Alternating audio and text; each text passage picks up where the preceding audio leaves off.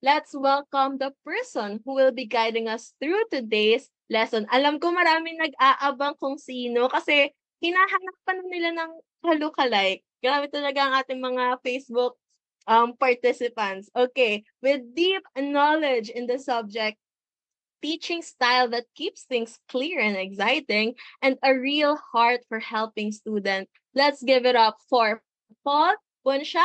Get your notes ready, stay curious, and enjoy the session. Hi, Sir Paul. Welcome po. Hello, hello. Rinig ba ako? Yes po. Ayan. So, wait lang.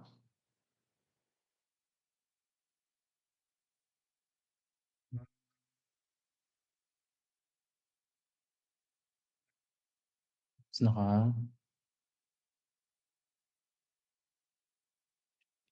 mirror. Ayan. So, good evening to everyone and welcome sa Physics and General Science part ng ating free lectures. Ayan. So, ang daming comments. Naghahanap ng study buddy. Anyway, ayun, napakilala na rin naman ako ni Ate Ali. Thank you, Ate Ali.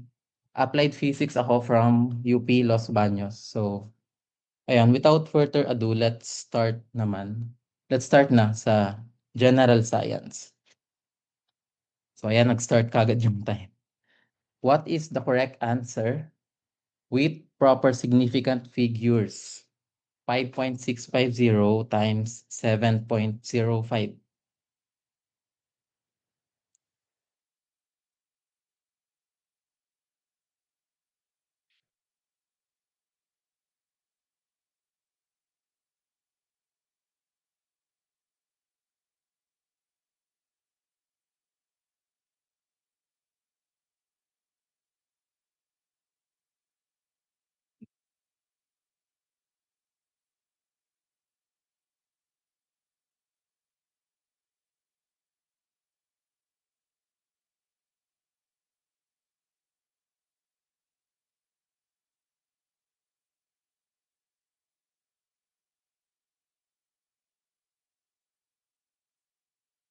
Ayan. Time's up. So, correct answer ay B. So, may mga nakatama. Pero, ayun, nung tiningnan ko siya sa mock test nyo ay majority C yung answer. So, discuss natin kung bakit B yung answer. So, let's recall our rules on significant figures, no? So, yung pinakaunang rule natin on significant figures, if you recall, ay lahat ng non-zero digits ay significant. So, itong 398, 3983, lahat sila significant. Pero paano yung zeros? Paano nagiging significant yung zeros? Yung zeros natin, nagiging significant siya depende sa position niya dun sa number. So, unang rule natin, kapag yung zero natin ay between non-zero digits, significant siya. So, for example, ito, lumalabas ba yung annotation ko?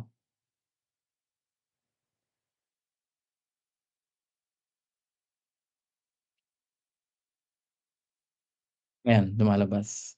So, for example, chinek ko pa sa live, sorry. For example, 404. So, yung zero natin dito is significant kasi between siya ng two non-zero digits. So, ayan. Yan yung unang rule natin. Paano kung nasa right yung ano? So, 0404. Yung zero na to is hindi significant. Bakit? So, yung rule natin dito, kapag may decimal point ka dito, di ba? Kapag nasa unahan yung zero mo, hindi siya nagiging significant, not except if between siya ng two non-zero digits. Pero kung yung zero mo ay trailing, for example, andito siya, nagiging significant tong mga digits na to. Ayan. Ayan yung rule natin on zeros, kung paano siya nagiging significant. Ayan. Tapos, paano naman pag nag-ooperate tayo ng numbers? Paano natin nade-determine yung significant figures ng ating result? So, kapag kinalculator mo itong nasa question natin, no, 5.650 times 7.05, yung result niya is actually 39.8325. So, bakit B yung answer? Yan, nakikita ko na siya sa comments. Yung result ng ating, yung result, yung product natin, yung significant figures niya, dapat minamatch niya yung least significant figures dun sa factors.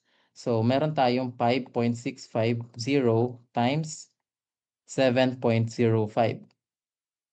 So, yung least significant figures dito is ito, syempre ito. So, meron lang siyang 1, 2, 3.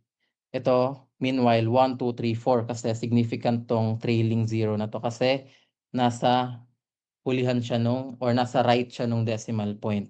So, therefore, yung answer natin, ira-round off natin to 3 significant figures, which is, since 3 to, as is lang yung 8 natin, so 39.8 yung answer natin. Ayan.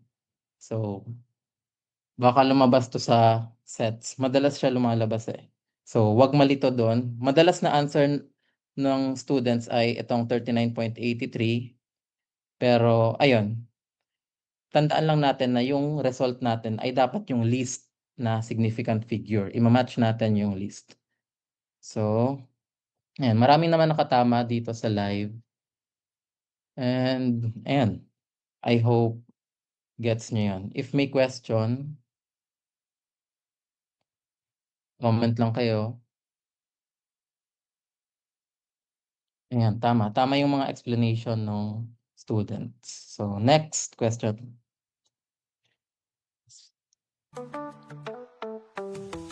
No. In an experiment, a student records 5 measurements of mass as itong values na to, itong 5. The true value is 10.0 grams, which is true about the data. So, data analysis na question to.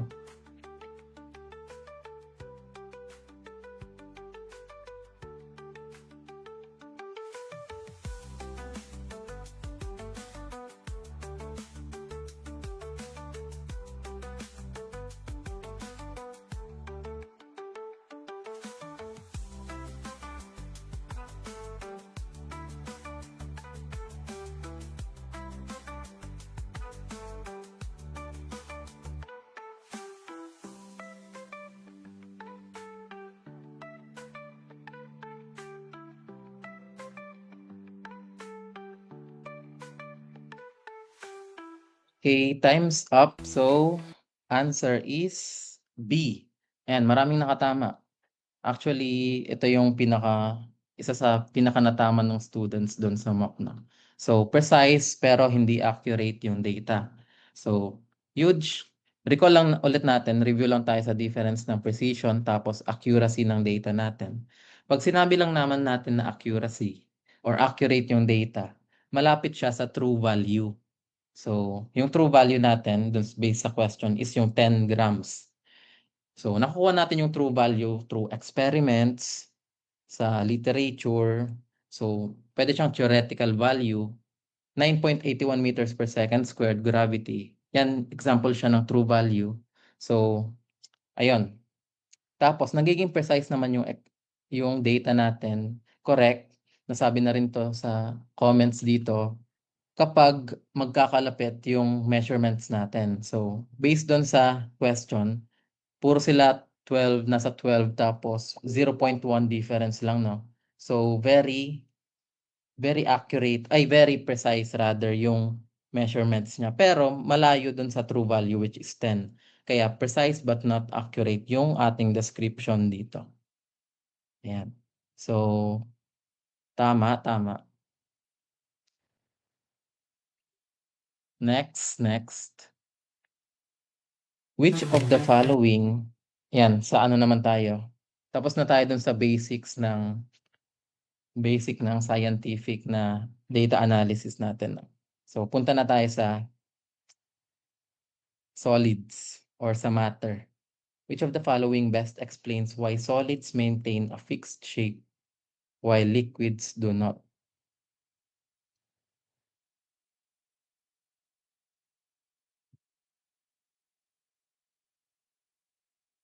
May mga answer na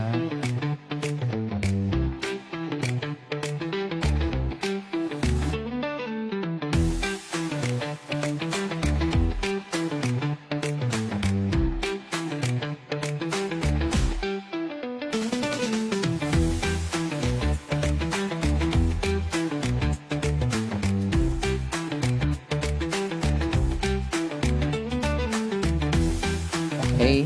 So, time's up. Answer is C. Ayan, tama. Maraming tama dito sa comments. Ayan. So, very basic muna na review. So, discuss natin yung other options, no? Dito sa A, solids have lower densities daw. Pero, hindi siya necessarily generally true, no? Pero, since density, hindi niya dinidetermine yung shape ng ating substances. Tapos, yung B, liquid particles are bonded more tightly. Dito pa lang sa more tightly, mali na siya since generally, mas weak yung weaker yung bonding ng liquids natin. Kaya nga siya nagfo-flow freely eh.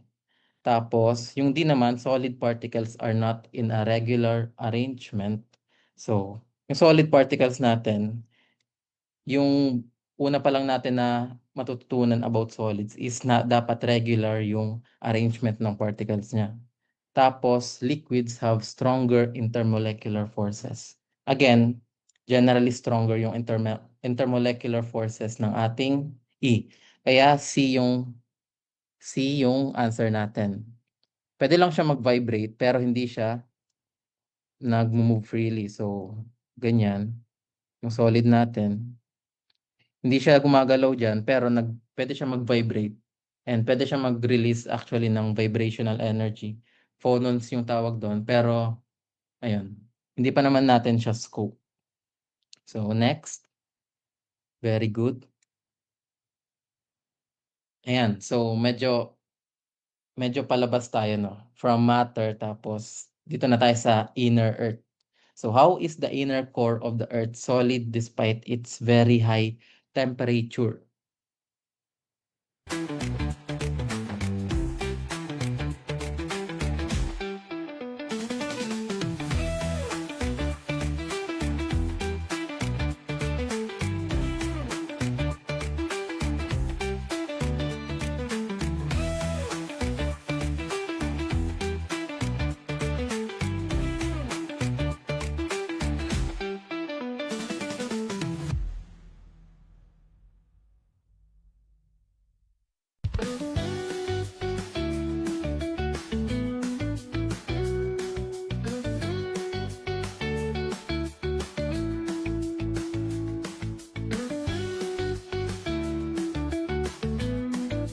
Right, time's up.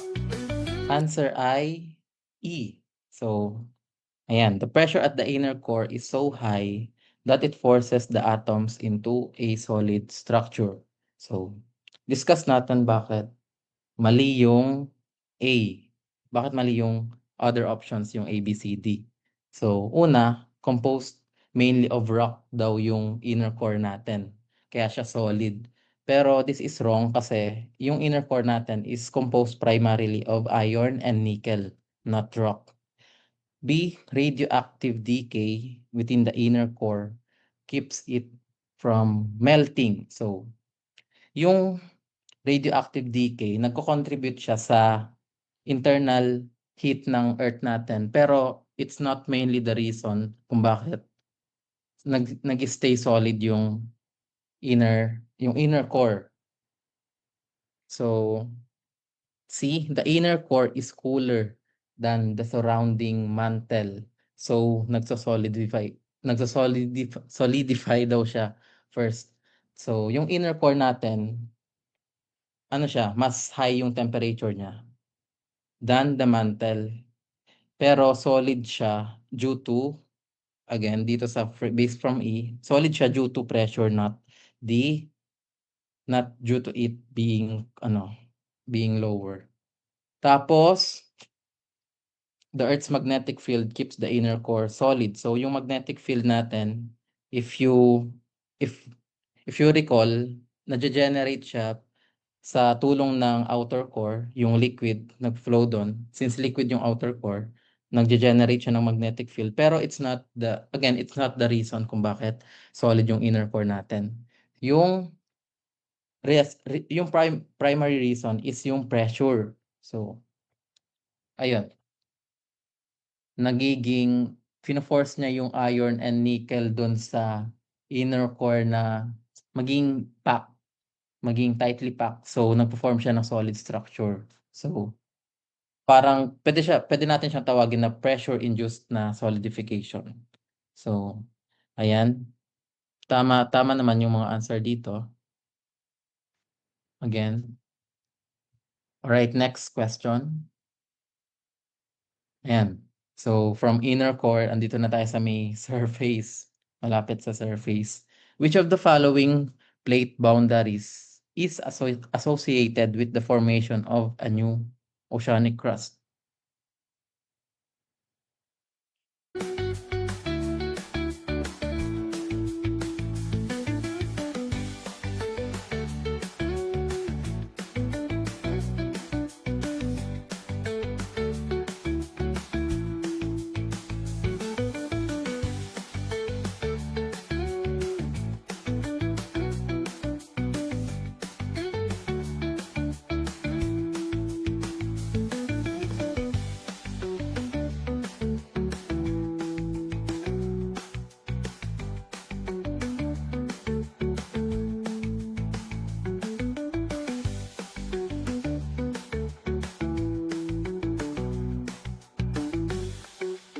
Alright, time's up. Answer ay, ayan, divergent boundaries. So, let's recall our plate boundaries, no? Pag sinabi mong divergent, actually, obvious na siya sa words nila, no? Kapag sinabi mong divergent, nagda-diverge, meaning humihiwalay lang yung plate boundary natin. So, if ito yung boundary ng plates, yung movement nila is away from each other. Pero kapag sinabi mong divergent to, divergent. Pero pag convergent, ayan, alam na nila, towards each other. Ayan. Kapag transform boundary naman, magi-slide past lang to. So, instead na away or towards each other, parang magi-slide lang siya. Ayan. Magi-slide siya. Magi-slide lang siya, magkatabi. Tapos, subduction zone is related dito sa convergent boundary. Nangyayari siya kapag yung mas dense na crust, since magmo-move siya towards each other, yung mas dense na crust, iilalim, tapos, ayan, yung less dense naman ay iibabaw. So, nagpo-form siya ng mountain ranges. Tapos, nagko-cause din siya ng earthquakes or any volcanic activities. So, yung question is, paano na-form yung new oceanic crust? Magpo-form yung new oceanic crust kapag naghiwalay yung dalawang plate natin, tapos may magma ka dito, magra-rise siya, and then may bago kang oceanic crust. So, divergent yung ating sagot. Ayan. So,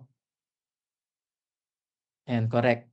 Puro divergent naman yung answer nila. So, easy to differentiate lang sila. Diverge, nagda-diverge away from each other, converge towards each other, transform, magi-slide lang. Tapos subduction zone, hindi siya actually, Tapos yung hotspot boundary, hindi siya plate boundary kasi nangyayari siya within plates. So, example nito is yung mga hotspot sa Hawaii, ganon. Ayan. So, very good. Ayan, may mga emojis pa sila na ginamit para i-describe. So, gano'n. So, next question. Next question. Ayan, nasa ano na tayo, nasa above surface na tayo. What is the primary initial driver ng water cycle?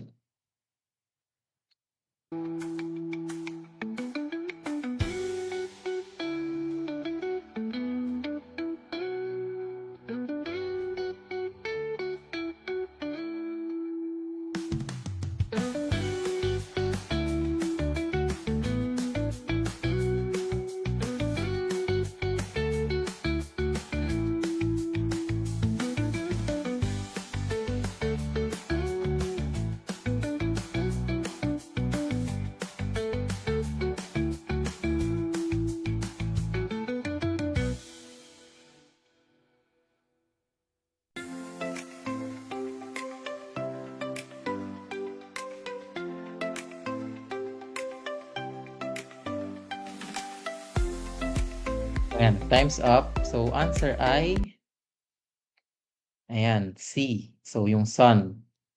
So, discuss natin isa-isa yung options natin, no? So, una, Earth's rotation. So, hindi siya yung primary driver, pero nakaapekto siya sa atmospheric dynamics natin ng Earth. Pero hindi siya yung nag-i-initiate ng water cycle. Sa gravity naman, importante siya, pero yung tinatanong natin is sino yung nag-i-initiate ng water cycle?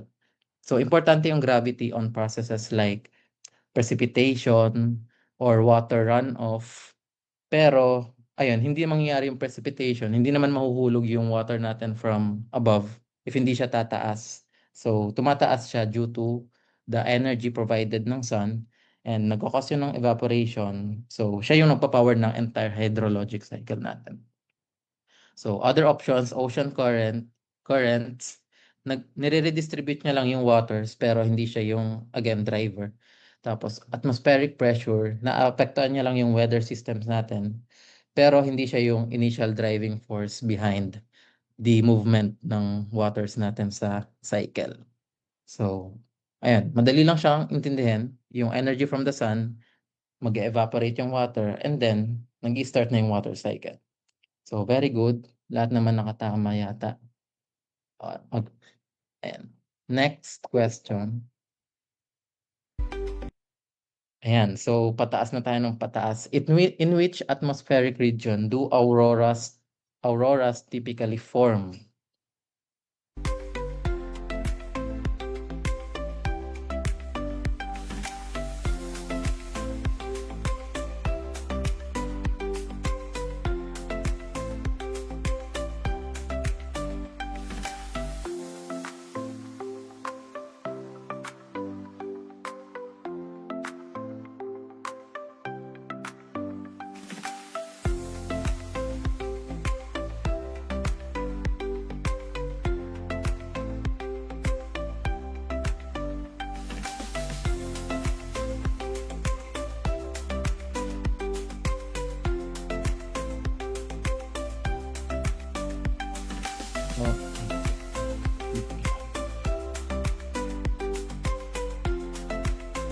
Yan. So, time's up. Correct answer is ionosphere. So, again, recall natin yung ating layers of the Earth. So, if ito yung Earth, di ba yung nauna? Nauna yung itong troposphere. Lagay ko na lang yung letter para hindi ko na i-type. Ay. Ayan. Troposphere A. Hindi, yung ano na lang, yung initial niya na lang. Sorry. Tropo. Tapos, sunod natin is, ano yung sunod dito?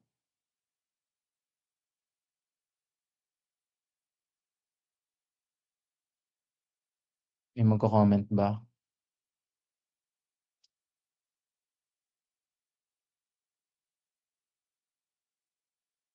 Strato.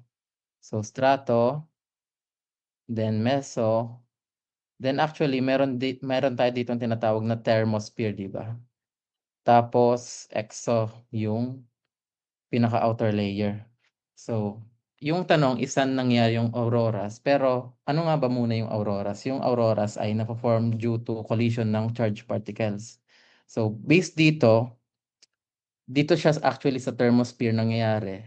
Pero sa loob ng thermosphere, may tinatawag tayong ionosphere. And based dito sa ion na nangyayari, based dito sa ion na word, ayan, na-explain na dito sa comment section. Yung nangyayari yung auroras, di ba, majority dun sa poles natin. Nangyayari siya kapag may solar winds, tapos yung charged particles ng solar winds nag-i-interact with the particles na nasa atmosphere, katulad ng oxygen or nitrogen, tapos based kung saan sila nag-interact, dun madedetermine yung color ng aurora. Tapos nangyari siya sa North Pole dahil doon nagaguide yung charged particles ng magnetic field. Kasi yung magnetic field natin, ito yung north, ito yung south. Ganito yung magnetic field lines niya. So nagaguide siya dyan, kaya dito majority sa poles nangyayari yung auroras. So ayan lang para maintindihan natin yung concept. So may ions dito sa ionosphere, andyan majority ng charged particles natin. So andyan yung na-form yung auroras. Pero kung sa ibang question ay thermosphere yung nandito, thermosphere din yung answer. So ayan. Next question. Which of the following conditions results in a total solar eclipse?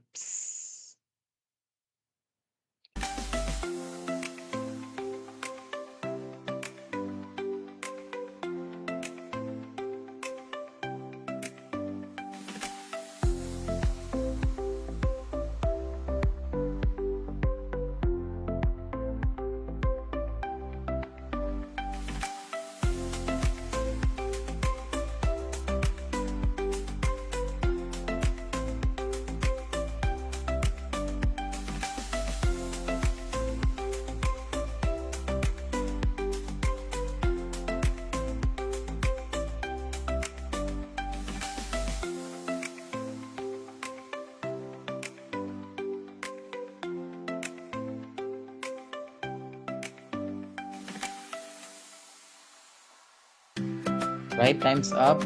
Answer ay, yan, tama lahat. Puro B yung answer nila. So, the moon's umbra falls on a part of Earth's surface. So, ayan. Discuss natin ulit yung other options, no? So, itong A, the sun is directly above Earth's equator during an eclipse. So, wala siyang relate, no? Hindi naman nagde-depend yung eclipse natin sa alignment sa position ng sun relative to the Earth's equator, no? So, alignment siya ng moon and sun, yung eclipse. Tapos, yung C naman, the Earth's shadow fully covers the moon. So, another eclipse event to. Anong tawag dito?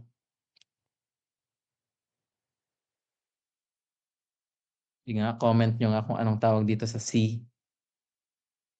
Ayan, tama. Tama. Na-mention na dito. Kapag letter C daw, lunar eclipse yung nangyayari. So, sa D naman, the moon is farthest from the Earth during the eclipse. So, kapag malayo yung Earth kapag malayo yung moon rather sa Earth, solar eclipse pa rin siya, pero annular solar eclipse na siya kasi masyado maliit yung moon para i-cover yung sun. Tapos, lastly, yung correct answer natin, yung umbra or yung darkest part ng shadow ng moon natin, kapag nagpo-fall na siya sa Earth totally, meaning na-cover na totally ng moon yung sun. And ayan, siguro ano na lang din para matandaan natin yung eclipse. Kung ito yung sun, pag nasa gitna yung moon, Earth, ito yung solar eclipse na tinatawag. kasi kino-cover ng moon yung sun. Ayan, kino-cover niya. So, magka-cast siya ng shadow diyan. Pero kapag Earth yung nasa gitna, yun ang tinatawag nating lunar eclipse. So, ayan. So, SME, solar, lunar, SEM. Ganun lang para hindi tayo malito. Ayan. May questions ba? Ayan. Tama. Next. Ayan, pataas na tayo ng palayo, palayo na tayo ng palayo sa Earth. According to Kepler's second law, when does a planet move fastest in its orbit?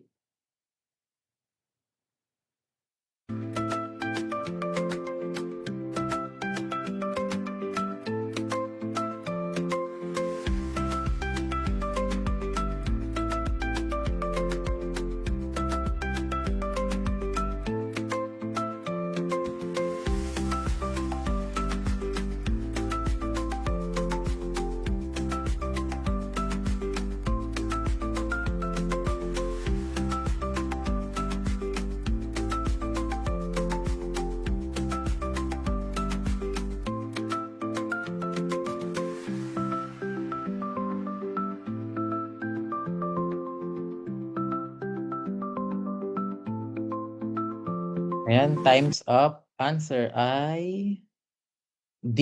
Ayan, tama sila. Tama. Wow, galing naman. So, ayan, recall natin yung Kepler's planetary laws of motion ni Kepler, no? So, una, ano yung first law natin? Comment nyo nga. Kepler's. Kasi para maintindihan yung second law, dapat alam natin yung first law eh.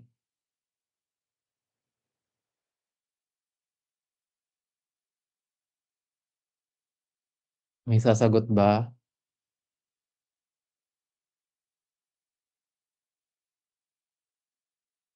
Ano yung first law? Walang sumasagot. So, sige, sabihin ko na lang. So, ayan, may nagsabi, si Martini.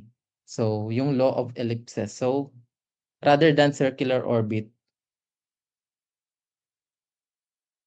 ellipse daw yung shape ng orbits natin. Tapos, andito yung sun sa may foci na tinatawag. Ayan. So, hindi siya nasa center. So, para maintindihan natin yung second law, tinatawag din siyang law of equal areas. So, law of equal areas. Sinasabi lang dito na yung planet daw kapag nag-orbit around a specific na planetary object kung kung ano man yung inoorbitan niya, no? Nagsi-sweep out daw siya ng equal areas in equal times. So, equal areas in equal times. So, paano naging closest to the sun yung answer natin? So, drawing tayo dito ng ellipse. Kunyari, and ito yung sun.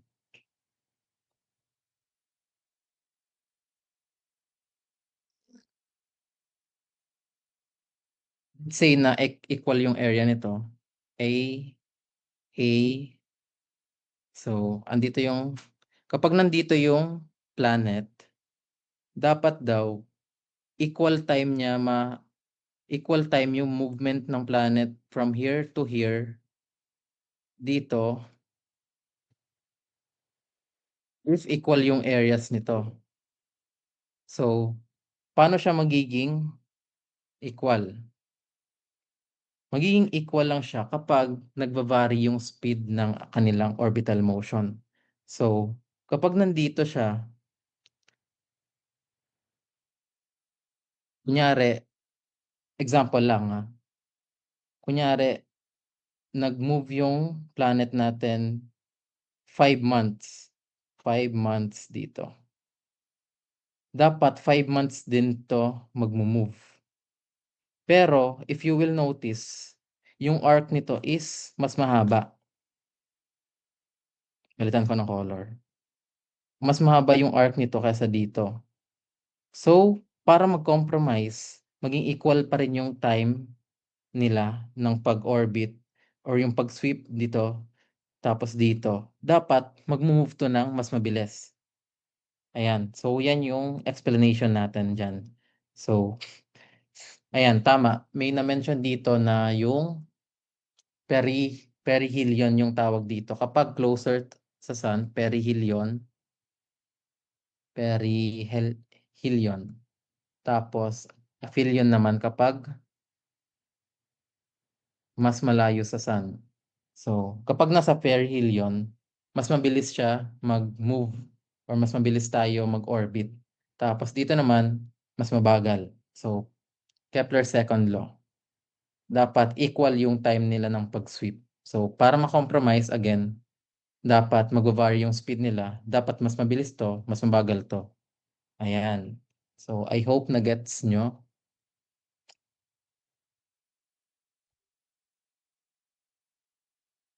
So, okay, last question natin for Gensai. Clear ko lang. Ayan. If the distance between a planet and the sun doubles, what happens to the gravitational force between them? So, simple analysis lang siya ng equation.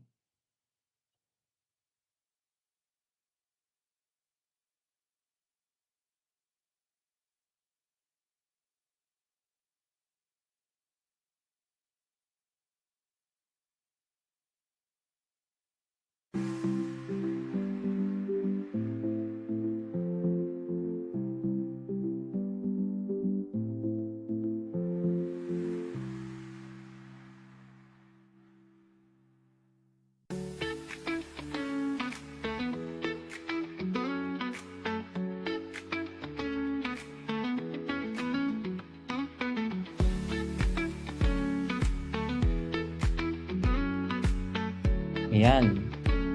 So, time's up. Answer ID. Ay, sorry. Iba yung nalabas yata. Hindi ko ay sorry, hindi ko na-change yung next slide. So, answer ID, tama ito. Hindi ko na-change. Ito yung tamang answer. So, reduce to 1/4, tama. So, recall lang natin yung gravitational force given siya as, di ba, G times M times smaller m. So, actually, dalawang ano lang to, dalawang mass. So, dalawang object dapat siya. Or pwede siyang M1 times M2. Depende sa convention. Pero yung idea is different objects to. Different mass ng dalawang object. Over R squared or D squared. Basta yung R is distance. So, based on this, fina-follow niya is inverse square law yung kanilang relationship. So, yung tanong natin is kung yung distance ay na-double, anong mangyayari sa FG natin? Tama, 1/4 lang siya since magigilang tong G, M, M na double daw, so 2R squared. So, pag nilabas mo yan, magiging siyang 4R squared.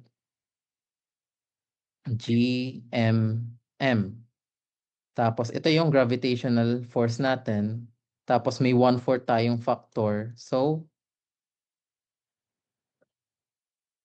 yan. So, kapag na-double yung distance natin, yung R, mare-reduce lang to 1/4 of the original value ng gravitational force yung ating result. So, ayan lang. Is mag-substitute lang kayo. So, kung 3 naman siya, kung yung tanong naman is, paano kung na-triple yung distance na yon? Lagay lang kayo dito ng 3. 3 squared is 9. So, ending magiging 1/9. yung reduction dun sa ating original na gravitational force. So, ayun lang kapag inverse square yung relationship ng ating mga variables. So, ayan. So, that's it for general science. So, if you will notice, nag-start tayo from yung basic na data analysis, significant figures, tapos yung precision versus accuracy. Tapos, from matter, nag-move up tayo, no? Nag-move up tayo hanggang sa makarating tayo sa space, sa outer space. So, I hope na intindihan ng lahat. And then, ayun, very good kasi lahat naman dito sa comments ay halos lahat tama yung sagot nyo. Tapos nag-explain pa kayo. Sobrang galing. Ayun. So, break time muna. I believe mag-break time muna tayo since 10 questions na. So, pahinga din muna kayo kasi mamaya ay physics yung sunod natin. Mas hindi na siya chill. So, chill lang muna yung general science kasi earth science. So, ayan. Ate Ali,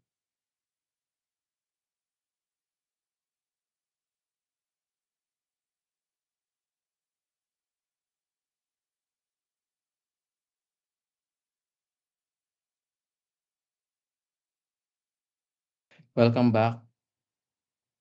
So, sana nakapag-break time naman yung lahat. Ayan. Balik na tayo. So, physics. Physics na tayo. So, kanina chill lang tayo. General science lang siya. Mga concepts, definitions, understanding lang ng mga phenomenon. Tapos dito, more on calculations na tayo. So, ayan. So, first question. Ayan. Calculation na. What is the distance covered by an object that starts from rest and accelerates at 2 meters per second squared for 8 seconds? Medyo basic pa to, no? Dali lang to.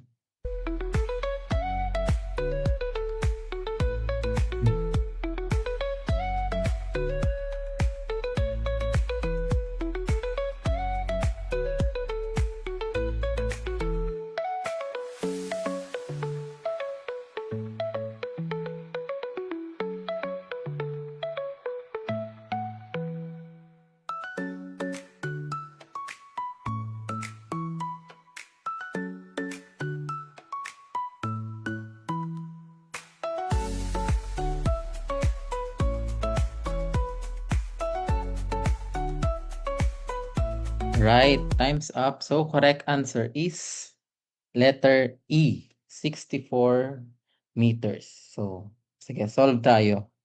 Bale, ayan, nakita ko tama yung answers nila. Gumamit sila ng kinematics equation. So, meron tayong, yung gagamitin natin kinematic equation dito is itong delta x, ay,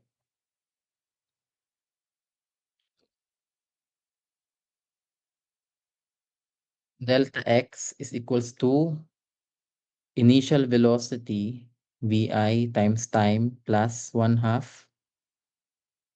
a t squared.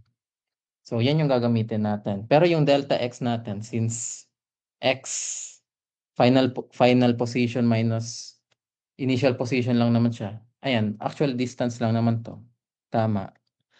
Tapos, yung problem natin, if you will remember, is starts from rest. Whenever may problem ka na starts from rest, automatic yung VI mo is 0. So, cancel na to. So, 0 na yan. Plus 1/2 AT squared. Yung acceleration na given is 2 meters per second. 2 meters per second squared times t squared. 8 seconds squared. So, obvious lang dito. Hindi mo na need ng calculator dito, no? So, magka-cancel lang tong 2. Tapos, meron kang 64 meters. Kasi magka-cancel tong second squared dito sa second squared dito. Squared siya. Kaya 64 yung answer. So, ayan. Gets? Ayan, basic pa to. Kinematics equation lang to. Ayan, so remember, kapag starts from rest yung problem natin na nakita natin, automatic zero siya. Automatic zero yung initial velocity. So magka-cancel tong first term, matitira na lang ito, ito na lang yung gagamitan natin.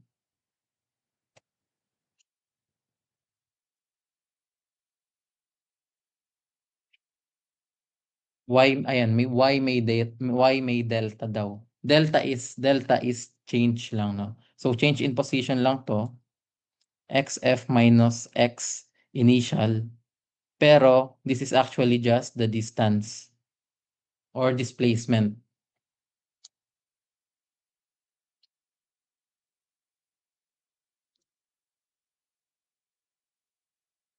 Ayan, gets. So next question, clear natin. Ayan, a car is moving east at 60 kilometers per hour. Another car is moving west at 40 kilometers per hour. What is the velocity of the second car relative to the first? So, relative velocity problem siya. Simple na ano lang din to. Plug and play lang siya.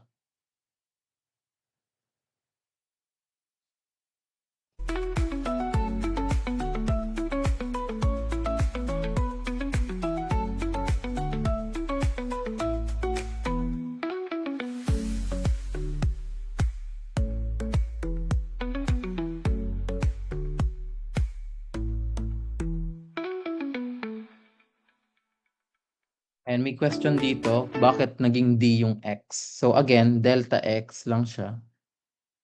Change in position. This is just equals to the distance. Ayan. Originally kasi sa kinematics equation natin, delta X yung nakalagay. Pero minsan kasi, dinidisregard na siya, parang nire-recta na lang siya as D.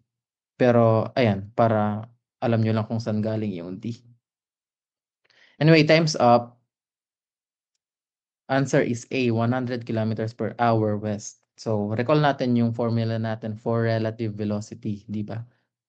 So, VAB,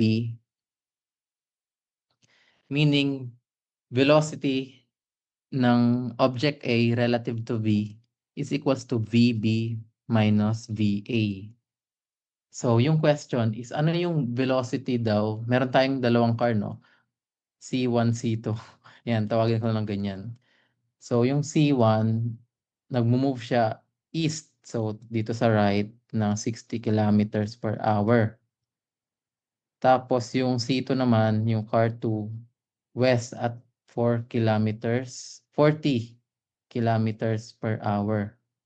So, yung question, ano daw yung velocity ng C2 relative to C1? So, based dito sa sa formula, ano yung velocity ng C2 relative to C1? So, yung formula natin magiging VC1 minus VC2 or 60 kilometers per hour minus 40. Since opposite direction siya, yung positive natin is towards east or towards right. Ito ay towards west or siguro sa Cartesian plane, i-view na lang natin siya as left yung motion, no? Negative 40 siya per hour. Kilometer per hour. So, basic, ano lang siya, negative times negative, magiging 60 plus 40, 100 kilometers per hour. Pero ano yung direction niya? So, yung direction niya lang is same dun sa direction ng C2, which is west. So, 100 kilometers west yung velocity ng C2 pa rin. Hindi siya nagbago. Hindi siya nag-change ng direction. So, naging fix yung direction niya. Ayan, gets? Gets ba?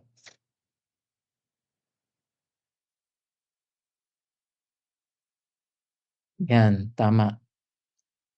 Parang in-add mo lang din sila pero kapag gagamitin mo yung formula, ganito yung mangyayari. Magiging negative times negative. Right. Yan, tama, correct. So, next question tayo. Yan, force naman. A 1,000 kilogram car accelerates on a highway. The engine applies a force of 9,000 newtons forward, while air resistance and friction provide a combined opposing force of 2,000 newtons. What is the car's acceleration?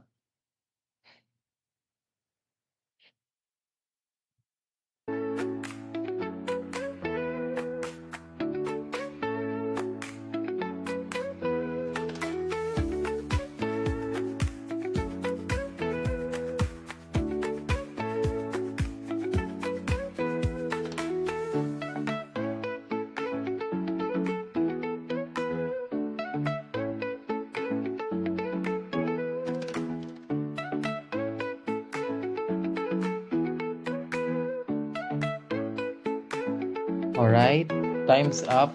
Correct answer ay D. So, okay, let's solve. So, let's recall Newton's law. So, F equals ma, pero yung mas correct na convention is net force.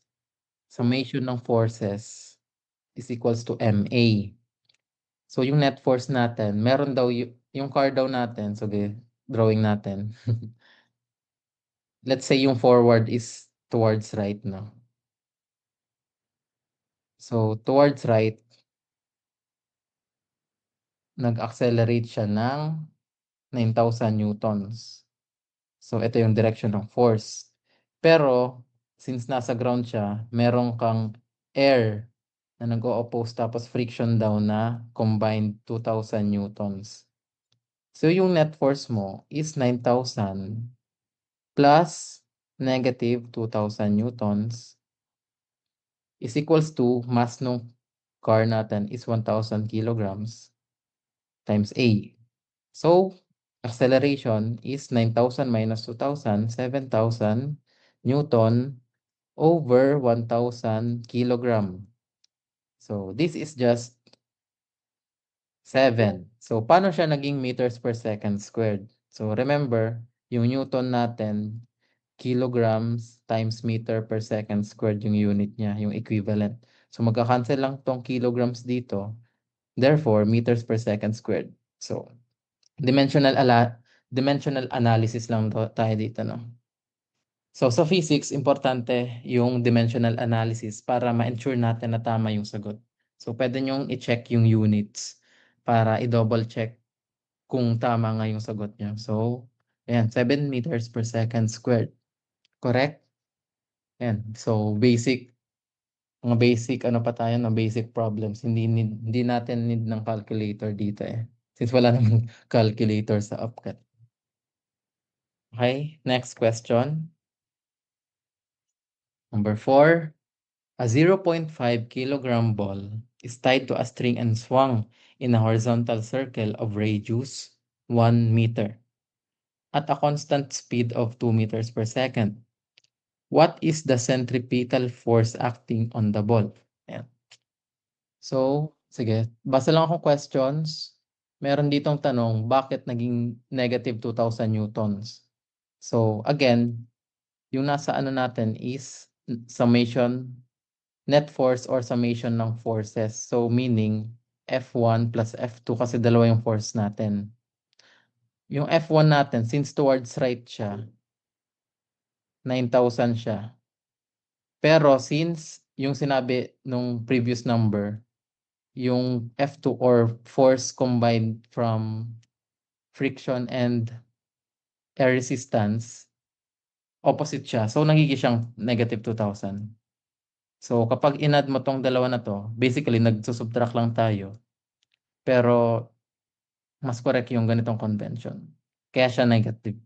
Negative yung force kasi opposite direction. Okay. Time's up. Answer is 2 Newton. So, dito, simple plug and play lang siya. memorize lang natin yung centripetal force na formula. Ano lang siya, mv squared over r.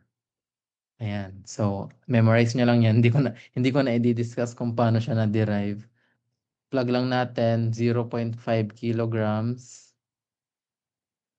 times, ano yan? 2 meters per second. Tapos squared siya over yung radius ng ano daw is 1 meter. So, kahit hindi na natin to intindihin, no? So, 0.5 times 4 meters squared per second squared over meter. So, magka-cancel yung isang meter dito. 0.5 times 4 is just 2 meters per second squared. Uy, ayan, may ano pala, mali. May kilogram pa dito. So, kilogram times meters per second squared or 2 newtons. Kasi, ayan yung unit natin. Alright? So, ayan, very simple ulit. Very simple. So, tanong dito, anong formula yung ginamit? Ito lang. So, kapag centripetal force, mv squared over r, where yung m is yung mass, nung kung ano yung andun sa orbital or sa circular motion na yon, tapos v, velocity nung, velocity ng object, tapos r, radius, kung radius nung natatrace natin na circle kapag may circular motion. Ayan. Ayan. Ito yung radius. Anyway, next question. No, ayan, nagets naman na. Ayan, medyo ano na tayo, medyo lume-level up na. So, a 1.5 kilogram cart is pushed so that it travels up a frictionless incline. It reaches a maximum height of 2 meters before momentarily coming to rest. What was the initial speed of the cart at the bottom of the incline? So, ayan. Clue, conservation of energy na yung pinag-uusapan natin dito. Ayan, may mga tamang sagot na.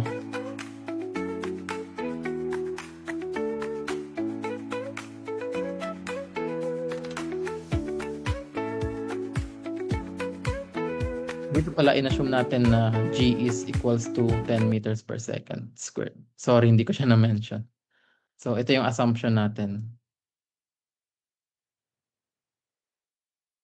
Pero pwede nyo naman ang i-round off.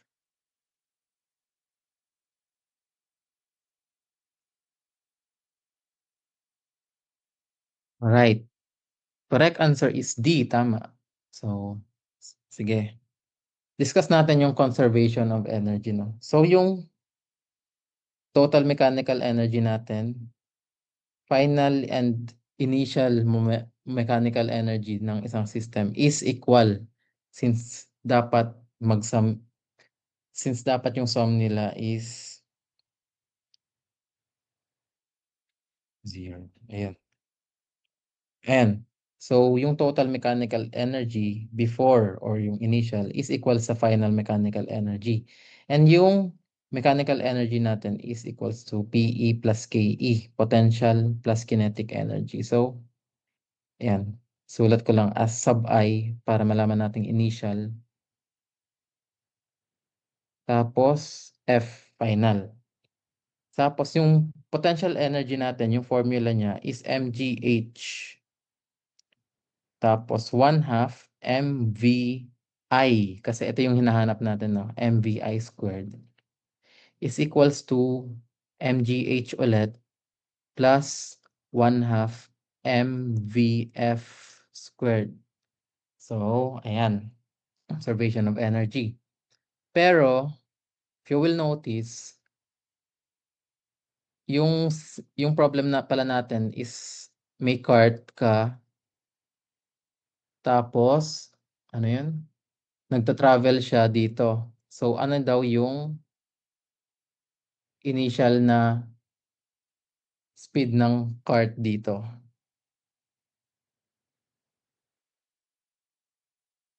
Yan. So, nandun sa ano, let's take note of what was said in the problem na momentarily coming to rest. So, yung final velocity natin is 0. Tapos yung h natin, ito yung h natin, no?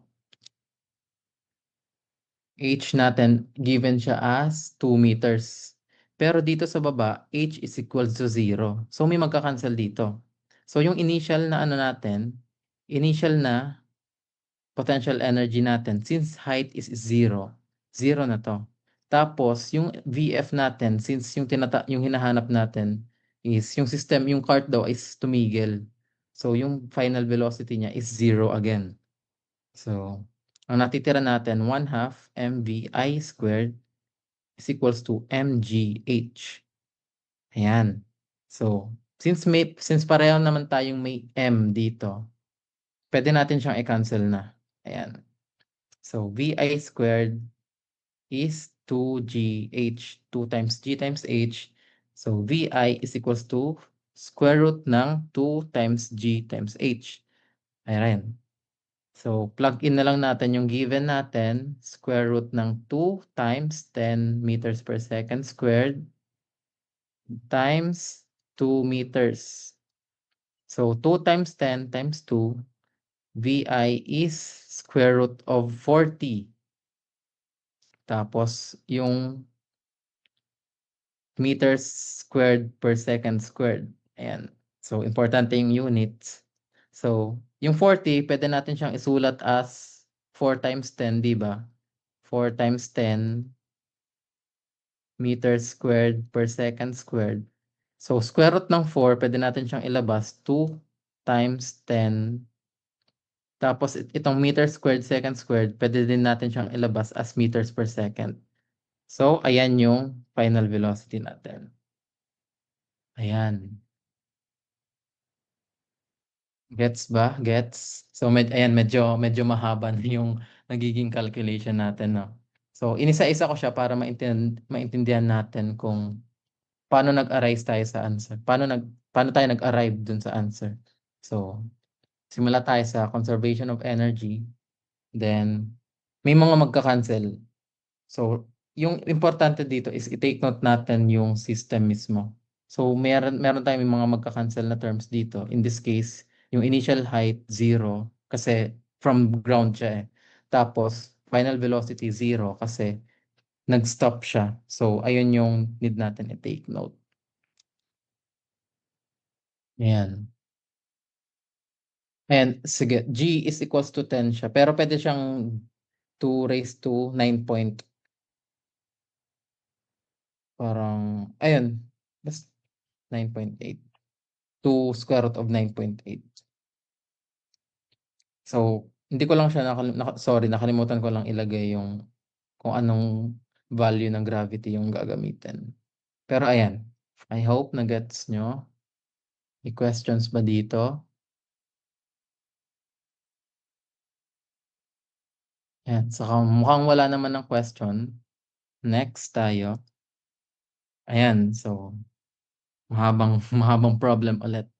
Carlos is riding his 4 kilogram skateboard at a constant speed of 3 meters per second on a smooth surface. Suddenly, he jumps off, but continues moving forward at 2 meters per second relative to the ground. As a result, the skateboard speeds up and moves forward at 15.5 meters per second relative to the ground. What is Carlos' mass? What is Carlos's mass? Ayan. So, ayan, clue, conservation ulit to, pero ibang physics variable na. Conservation of momentum na siya.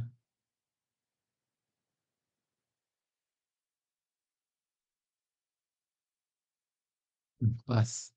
Sagutan nyo. Maraming nagpa-pass. And so, answer is D, 50 kilograms. So, again, conservation of momentum. Let's try to solve. So, katulad lang sa energy, yung initial total momentum is equal sa final total momentum. So, P Pero in this case, meron tayong dalawang object, no? Actually, ay, sulat natin yung given. Let's say na M1 is si Carlos. So, ito yung hinahanap natin. M2, yung mass ng skateboard. Ayan. Tapos, meron tayong initial and final velocities. So, yung initial velocity nila is equal sila actually. So, V1, V2, V1, yung initial velocity ni Carlos is parehas sila ng skateboard kasi nakasakay pa si Carlos dun sa skateboard is. So, yung system natin, ito yung skateboard, ito si Carlos. Bigla siyang nag-jump. So, ang ending nun, may forward velocity pa daw siya na 2 meters per second. Pero nung humiwalay na yung skateboard, nag-speed up siya, naging 15.5 meters per second. Ayan. So, yung final velocity ng skateboard is actually 15.5. Tapos yung final velocity naman ni Carlos is 2 meters per second. V1 is 3. Tapos same siya. Kasi nakasakay sila eh. Nakasakay si Carlos sa skateboard. So same yung V1, V2 initial. So, again, conservation of momentum. P1 or momentum ni Carlos plus P2 or momentum ng skateboard is equal sa P1 plus P2 final. I, F. So, yung momentum natin, recall, P is equals to mv, diba? Mass times velocity. So, meron tayong M1 V1 plus M2 V2 is equals to M1 V1 plus M2 V2 na final. So, ayan. Final, ihiwalay ko lang sila gamit ng ganito lang. Ayan. So, ang hinahanap natin is yung M1. Sorry, malabo yata yung pagkakasulat ko. Pero, ito yung M1 yung hinahanap natin. So, algebra na lang to, no? I-manipulate na lang natin siya algebraically para mahanap yung M1. So, gawin natin, ipagsama natin yung may mga M1 na terms. M1 V1, tapos yung M1 V1I. Yan. Minus, kasi ililipat natin yung M1 V1 na F. Minus M1 V1 F is equals to M2 V2 F minus, so ililipat din natin to dito, M2 V2 I. Ayan. So, may similar term sila dito, yung M1. So, pwede nating ilabas, M1 is equals to V1I minus V1F is equals to M2. Similarly, pwede natin tong i-factor out. V2F naman minus V2I. So, M1 is M2 V2F minus V2I over, ito lang, divide lang natin ito para mahanap yung ano. V1I minus V1F. Ayan. And medyo masakit na sa mata, no? Medyo masakit sa mata tingnan. Pero, ayan, substitute lang natin yung given natin. M1 is M2, mass ng skateboard, 4. Hindi ko muna isulat yung units para magkasya. Tapos, V2F, 15.5 minus initial ng skateboard, 3. Over initial ni Carlos, 3 din. Minus final ni Carlos, 2. So, meron tayong 4 times 12.5 over 1. Ayan. So, 12.5 times 4, 50 kilograms. Ayan. So, may ano lang dito, may meters per second to, may meters per second to, magka-cancel lang yan. Tas ito, may kilogram. So, 50 kilogram yung answer natin. Ayan. Nagets ba?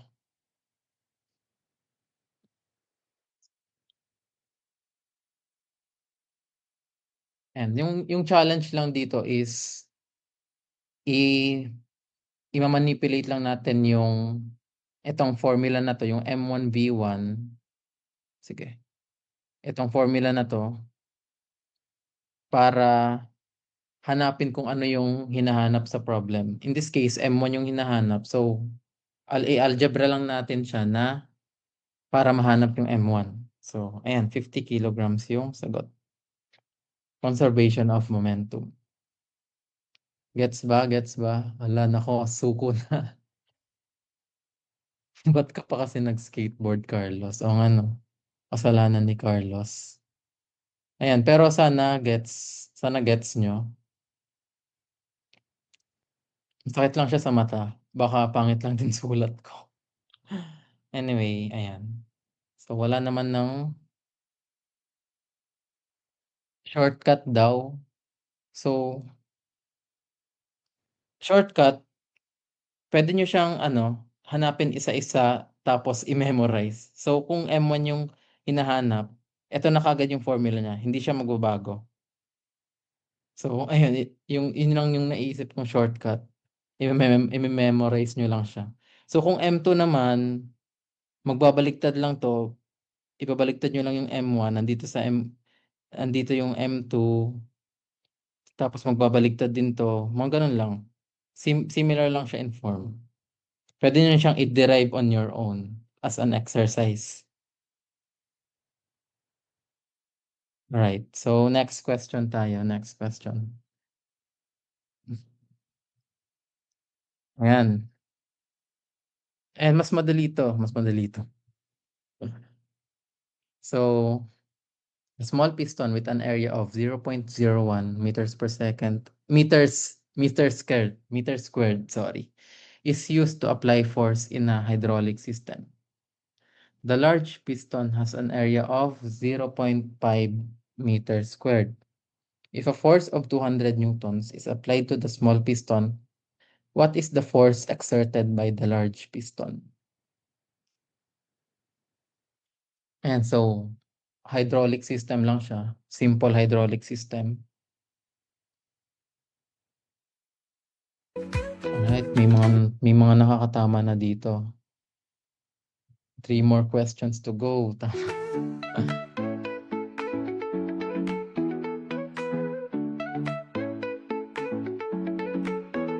Man, time's up.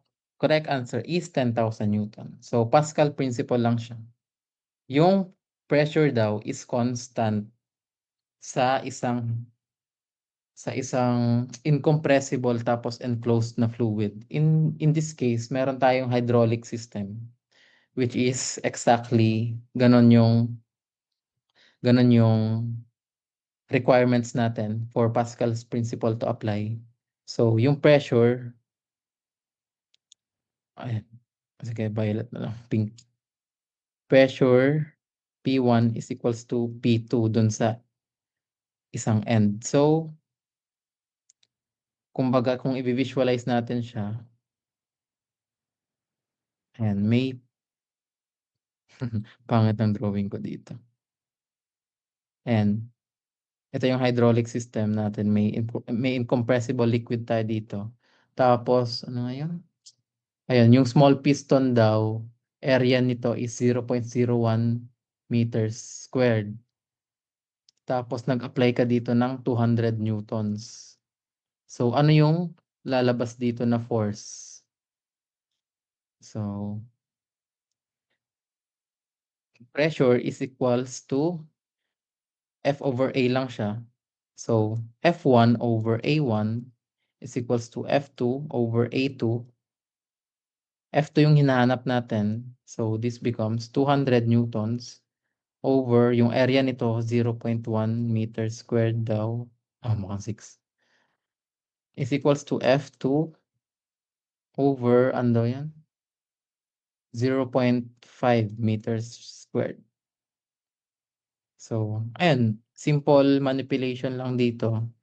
F2 is 200 Newton over 0.1 is 20,000. 20,000 n over meter squared times 0.5 meter squared. So, magka-cancel yung meter squared. So, 20,000 rather, sorry, times 0.5. So, hinalf mo lang siya. 10,000 Newton yung answer. Ayan yung answer. Gets? Gets. Kaya nyo yan. Kaya nyo yan.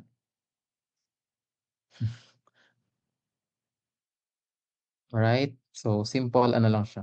Pascal principle application. Next question natin. Yan. So, sa optics na tayo. A converging lens has a focal length of 6 centimeters. An object is placed 8 centimeters in front of the lens. What is the image distance and what can you say about the nature of the image?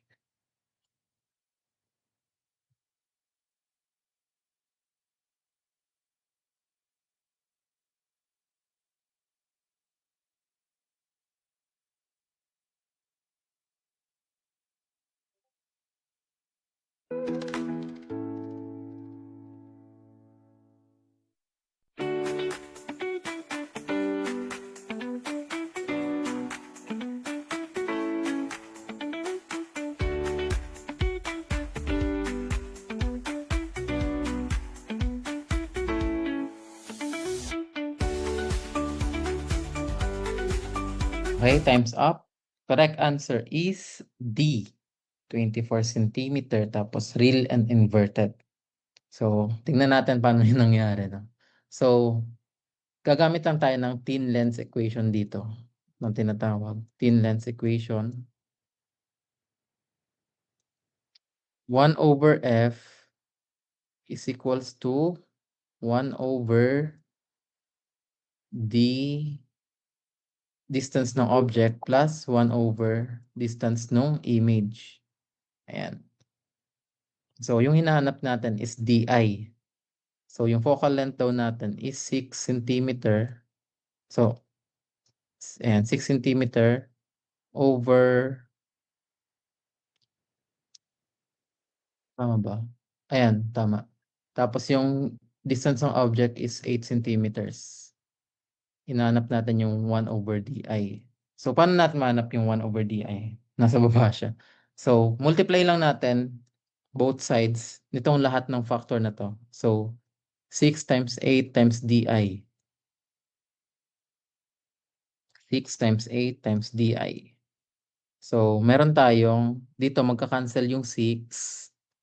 So, meron tayong 8 DI sa kabila is equals to, magka-cancel yung 8 dito, tapos yung 8 doon. So, meron tayong 6 DI plus, magka-cancel naman dito yung DI. So, meron tayong 6 times 8 is equals to 48.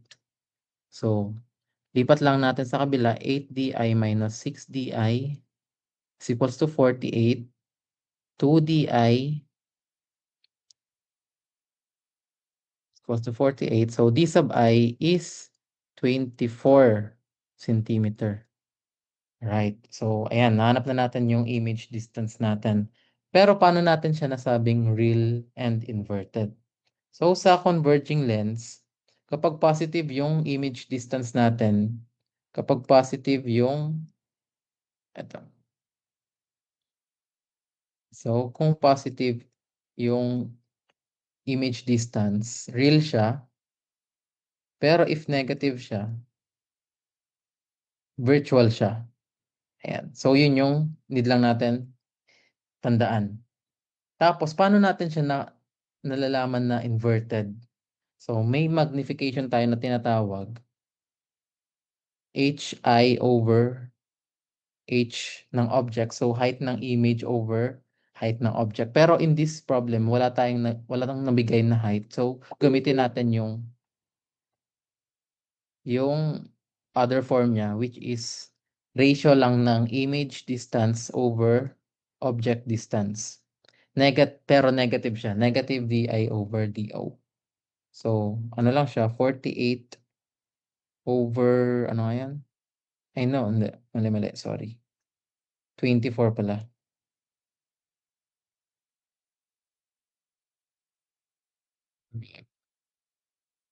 And 24, negative 24 over 8. So, meron tayong negative 3 na magnification.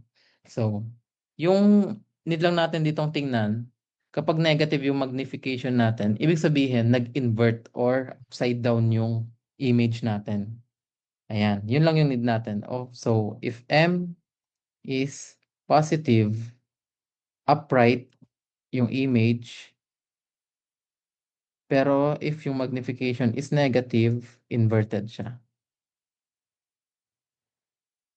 Ayan. So, tingnan natin. Magandang tignan natin, i-visualize natin kung paano siya nangyari. So, meron tayong principal axis, di ba? Tapos converging lens daw. Di ba ganito yung converging lens natin? Pag convex lens, ganito siya. Ayan.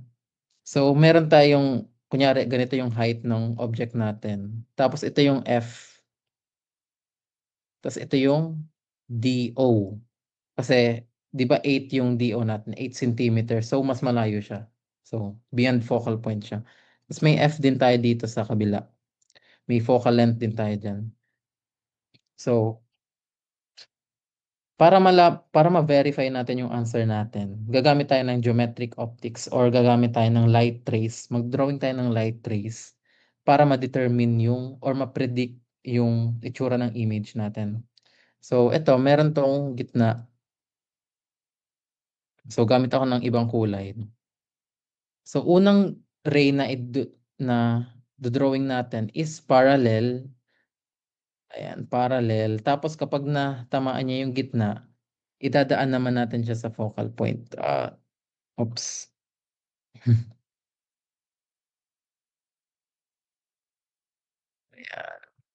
Ayan. Sorry, wala akong ruler. So, pag nag-a-analyze kayo using geometric optics, importante yung ruler.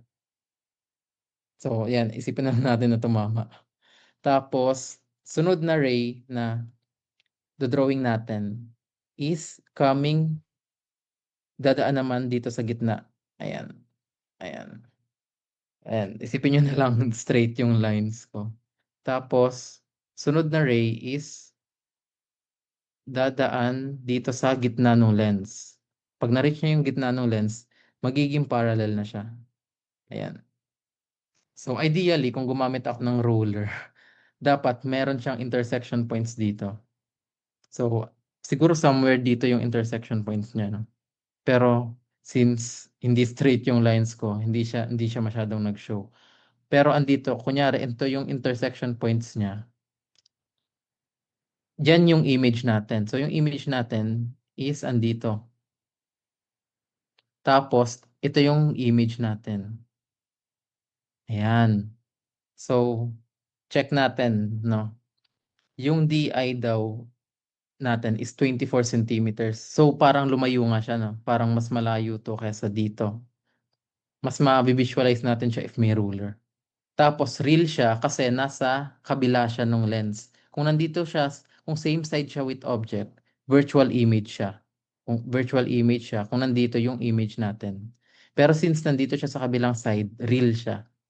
Ayan. Tapos, inverted siya, if you will notice, from principal axis up to the intersection point, ito yung direction ng height. So, inverted siya. So, indeed, tama yung sagot natin. Using geometric optics pa lang.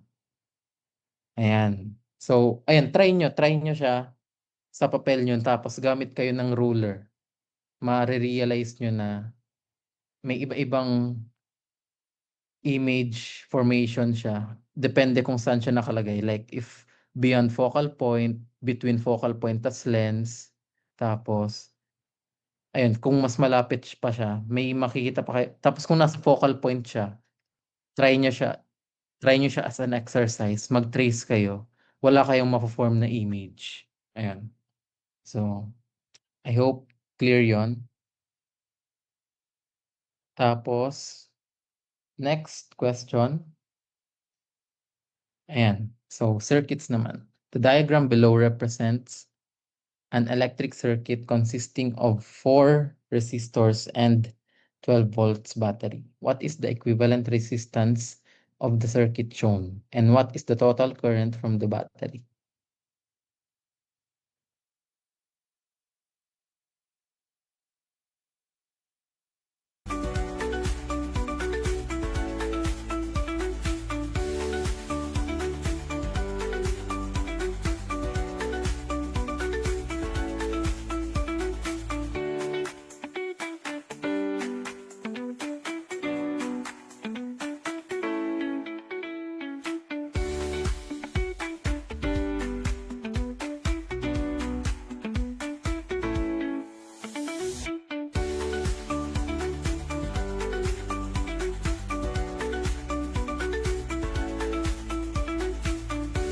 Right?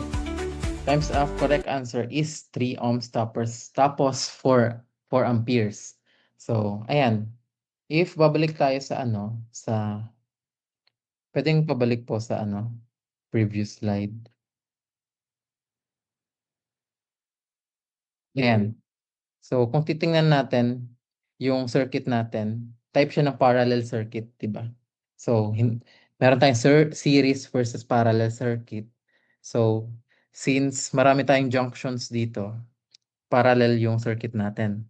Tapos sa parallel circuit, yung equivalent resistance natin is given as 1 over Req equals 1 over, in this case, apat yung resistors natin. So, 1 over R1 plus 1 over R2 plus 1 over R3 plus 1 over R4. So, ayan pag parallel. Pero if series lang yung circuit natin, isang loop lang siya, yung equivalent resistance natin is just simple summation lang and so on. Pero in this case, parallel. So, ayan. Next, parang, ayan, dito natin isolve. So, 1 over Req is equals to, yung first resistor natin is 6 ohms plus 12 ohms plus 36 plus 18 ohms. Ayan. So, ayan, medyo hassle lang siya i-compute, no? So, para yung ko lang, ginagawa ko lang dito, nilalagay ko yung Req or yung hinahanap ko dun sa numerator. Tapos, saka ako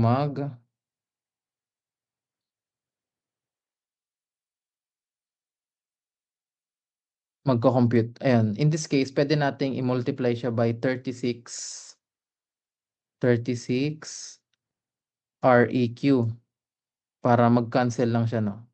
So, Req, cancel to, over 36 over 6 Req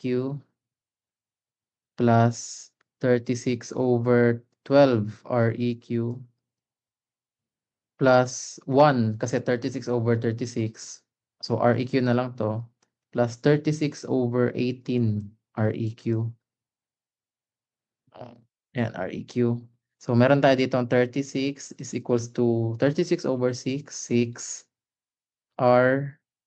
Sulat ko naman siya as R para mas madali.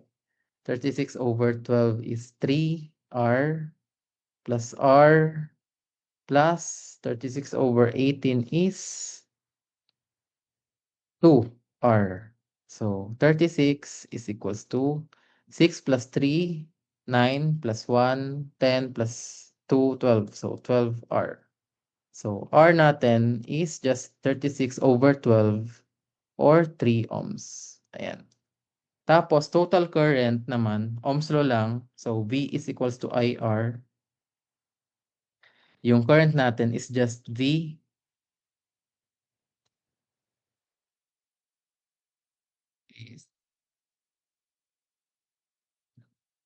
Ay, mali.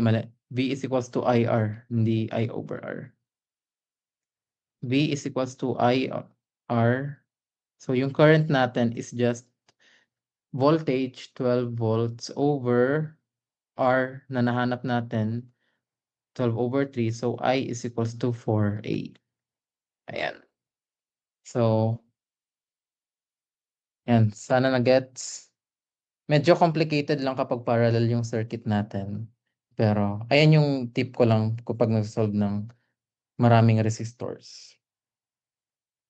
Ayan. So, last question. Yay, last question na. So, in this problem, ano naman, hindi ko na siya ginawang problem solving. So, more on understanding na lang ng thermodynamics. Pero, feel ko need natin gumamit pa rin ng equation para may masagot tayo. So, ayan. A well-insulated piston cylinder system contains an ideal gas. So, the piston is suddenly compressed rapidly and adiabatically with no heat exchange with the surroundings. Which of the following statements best describes what happens to the temperature and internal energy of the gas?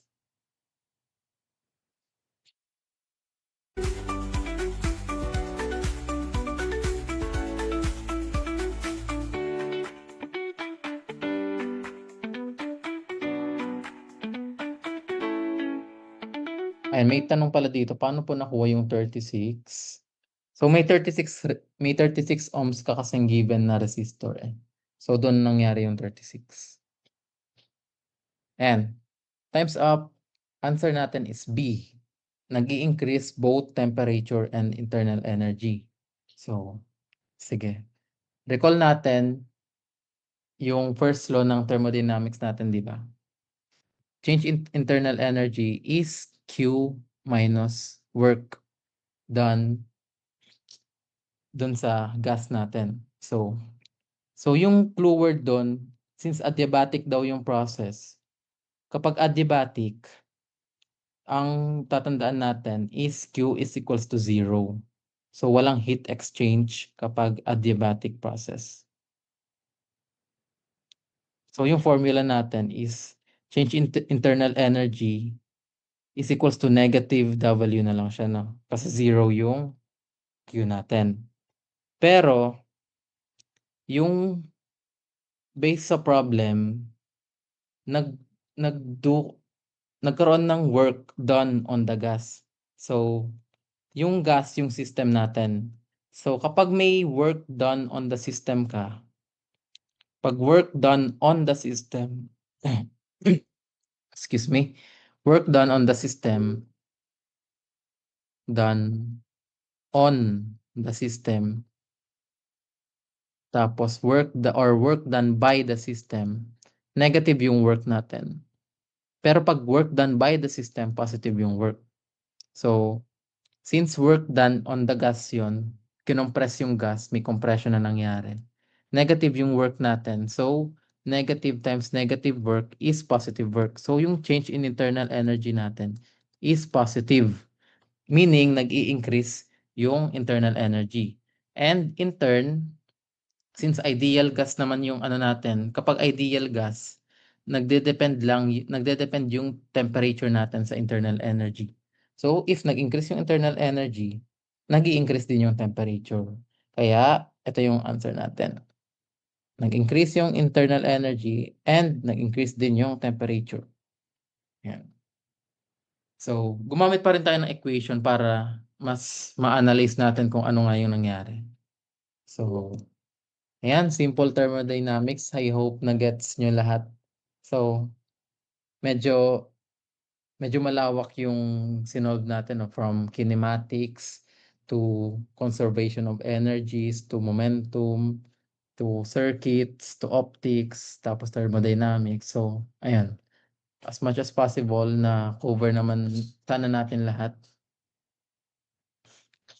Ayan, musta ang mga nanonood? Ayaw na nila, suko na sila. Ayan, so madali lang naman yung physics if naintindihan natin yung concept kung bakit gano'n yung equation, kung paano tayo nag-a-arrive dun. So, if maintindihan natin siya instead of just memorizing the formulas, mas may masasagot tayo sa exams natin.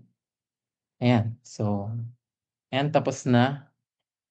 Thank you for listening and I hope marami kayong natutunan kahit na masakit sa ulo. Medyo sumakit din ulo ko, eh. Masakit sa ulo yung calculations natin. So, sana may mag-pursue din sa inyo ng physics na course. Ayun, huwag kayong matakot.